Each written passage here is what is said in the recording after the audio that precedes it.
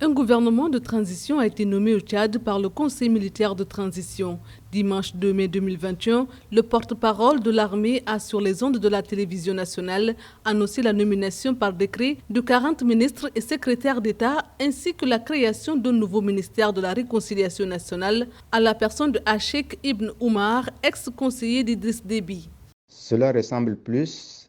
à une transition à marche forcée, parce que nous sommes toujours sur nos positions dans le sens où, avant de pouvoir créer des ministères de réconciliation, il faut déjà qu'il y ait un dialogue, que les gens s'assoient, que les gens puissent parler et qu'après, consensuellement, à l'issue de ces rencontres, qu'un gouvernement de transition puisse être décidé ensemble afin que chacun puisse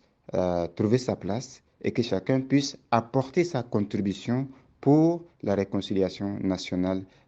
tant exigée par tout le monde. Beaucoup de proches de l'ex-président Idriss Déby reviennent dans ce nouveau gouvernement. Il s'agit de Chérif Mahamat Zeine, le général Daoud Yahya Brahim, qui sont nommés respectivement ministre des Affaires étrangères et ministre délégué à la présidence du Conseil en charge de la défense, des postes que tous deux avaient occupés au temps de l'ex-président Idriss Déby. C'est un gouvernement qui reflète la continuité de l'ancien système. On voit très bien la présence en force des anciens caciques du régime et des anciens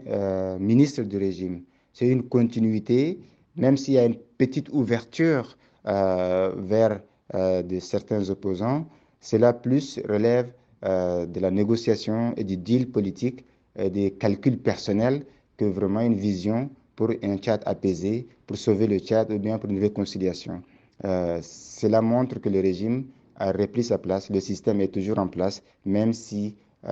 c'est des militaires qui dirigent, mais le système est toujours en place.